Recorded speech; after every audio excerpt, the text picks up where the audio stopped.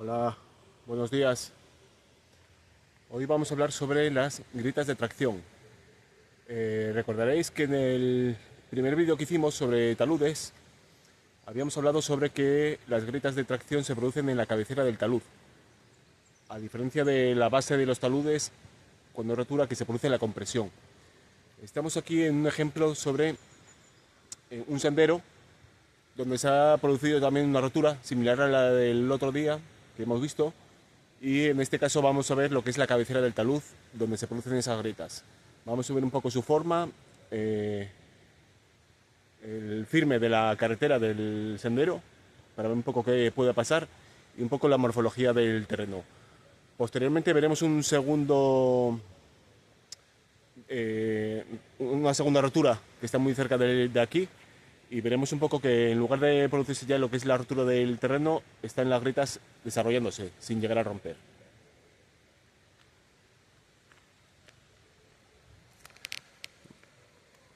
Vale, pues mira, aquí en este primer talud estamos viendo ya un poco lo que son las grietas longitudinales de la cabecera.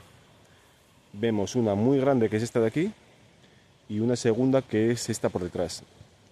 Seguramente se produjo la primera grieta que es esta de aquí porque, bueno, yo hace tiempo que paso por este camino y ya la tengo localizada, y aparte, si observamos de cerca, ya ha crecido la vegetación, es decir, ya este frente ya que se ha roto, bueno, pues ya se ha colonizado por la vegetación, lo que indica ya un poco pues el tiempo que ha pasado, que ha sido largo.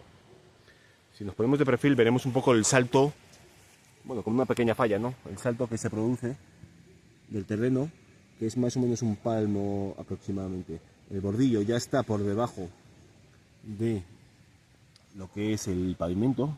Si fijamos aquí un poco lo que es está ya por debajo, hay un salto de unos 10 centímetros, 12 centímetros. Por otro lado veremos también lo que es ahora la subbase del firme del pavimento. Vemos que está formado por una especie de grava que no está, bueno, consolidada del todo, y seguramente esa falta de consolidación o de compactación del terreno del firme ha provocado que el agua se infiltre y con el tiempo, bueno, va lavando los finos y, bueno, en contacto con el suelo cohesivo se produce ya lo que es un poco el inicio del movimiento del terreno. Realmente esta grieta es bastante grande y con el tiempo va a ir a más. Estamos en una zona más deprimida, lo que decíamos, el bordillo está por debajo de lo que es el firme de la carretera, y por detrás está ya una segunda grieta que, como decíamos en el primer vídeo, son pequeños escalones que se van produciendo y que esta tracción implica un movimiento en el talud hacia abajo que produce una compresión. Aquí no se ve muy bien porque, bueno, hay mucha vegetación, pero hay una barriga que es igual, el volumen que hay aquí pues ha empujado y se ha desplazado acá. Si veis, los árboles tampoco están verticales.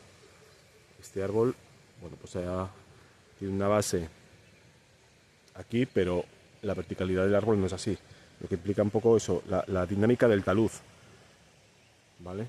Este suelo es muy similar al del otro día, es un suelo cohesivo con una matriz limosa arcillosa, y aquí, bueno, aquí hay bastante agua y precipitación, y con el tiempo la lluvia lo que provoca son estos movimientos del terreno. Vamos a ver si mira, aquí se ve mejor lo que son los árboles. Están prácticamente, bueno, pues no mantienen la verticalidad, porque con el tiempo el terreno se mueve y produce estas reptaciones, y con ello las raíces también se mueven con el terreno. Quería también comentar que, bueno, una teoría que puede ser para que se produzcan estas grietas es que a la hora de ejecutar el firme de la carretera, el pavimento, pues no ha habido una compactación seguramente adecuada. ¿Con esto qué quiero decir? Que cuando hay senderos peatonales, que no hay paso de vehículos y el terreno no se consolida, pues seguramente se ha echado la zahorra en la subbase sin compactar, y esto en obras civiles es muy importante. ¿Por qué? Porque hay una serie de ensayos que te miden ese grado de compacidad, ¿no? Son los ensayos Proctor, se llaman. Porque al final la compactación alcanza un 100% o un 90, más de un 95%, pero necesita de un porcentaje de arenas y arcillas y en varias tongadas para que esa compacidad te permita aumentar la capacidad portante del terreno. En este caso solamente no ha habido, y es por una de las causas que, por ejemplo, se producen así este tipo de hundimientos del terreno. Bueno, aquí se ve mucho mejor, ¿no? Con el tiempo, estas grietas, mira, encaja perfectamente una con otra. Estas grietas, bueno, pues se ha producido una primera, se ha hundido el terreno, y esta segunda irá creciendo con el tiempo más para allá, y se producirá otra similar a la primera, a la original, si no hay una reparación. Para sanear esto, bueno, pues lo que hay que hacer es volver a excavar, eliminar todo lo que es la subbase y, bueno, y ver un poco lo que es el agua del terreno para ver si realmente hay una acumulación importante o no. Os voy a enseñar ahora otra zona de talud que es muy similar a esta, pero no ha llegado a romper todavía no se produce todavía lo que es la rotura del terreno. Es decir, no se produce todavía el escalón. Se ven grietas, pero primarias y secundarias, pero no se produce todavía lo que es la rotura del escalón.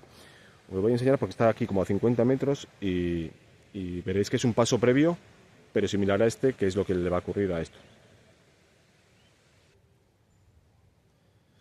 Bueno, pues estamos en la segunda zona de fractura y, como os comentaba, hay una primera grieta principal, que es esta de aquí, que es el círculo de rotura que se va a producir, y con el tiempo esto se va a hundir y va a producir un segundo escalón aquí. Veis que el bordillo más o menos tiene todavía una cierta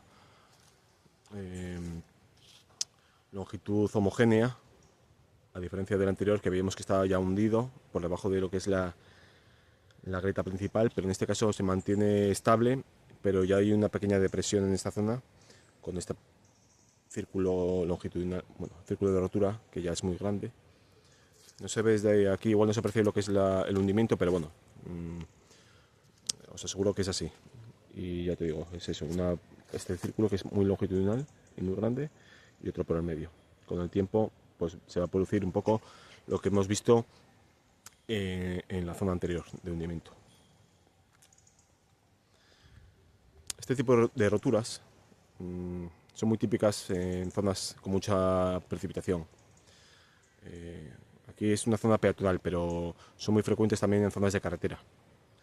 Además de suelos cohesivos, que son pequeños desprendimientos del terreno, en caso de que haya roca, pues el agravante es mayor, ¿no? Porque en zonas de carretera con caída de bloques o de rotura de rocas, pues bueno, ahí hay un riesgo importante, y ahí entra ya el tema de riesgos geológicos por caída de bloques.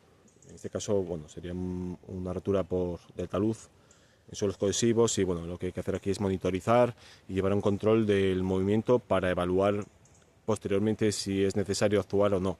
Aquí, al ser una senda peatonal, bueno, más o menos está controlado parcialmente y no hay ningún peligro, pero bueno, cuando son grietas ya grandes como lo que hemos visto anteriormente, yo sí que actuaría ya para evitar que alguien meta la pierna o una bicicleta de alguien y ahí se produzca un accidente. Entonces va muy ligado lo que es la geología con los riesgos geológicos o naturales, y es necesario comprender un poco lo que es la dinámica de taludes. En este caso ya decimos que estamos en la parte de la cabecera, pero en el primer vídeo veíamos que era en la base. Pues nada más, en el siguiente vídeo pues os explicaremos otro tema diferente.